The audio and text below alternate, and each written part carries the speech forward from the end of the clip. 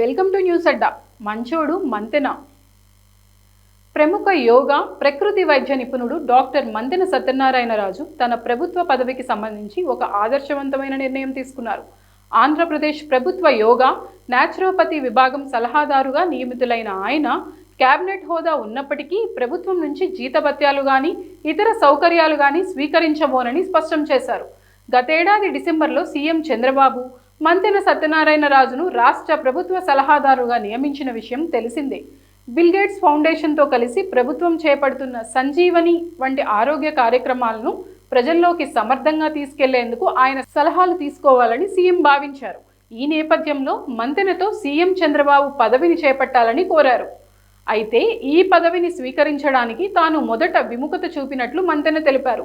కేవలం తెర వెనుక ఉండి సలహాలు ఇస్తానని చెప్పగా, అధికారిక హోదా ఉంటేనే సూచనలకు విలువ ఉంటుందని, పనులు వేగంగా జరుగుతాయని సీఎం చంద్రబాబు నచ్చజెప్పినట్లు వివరించారు.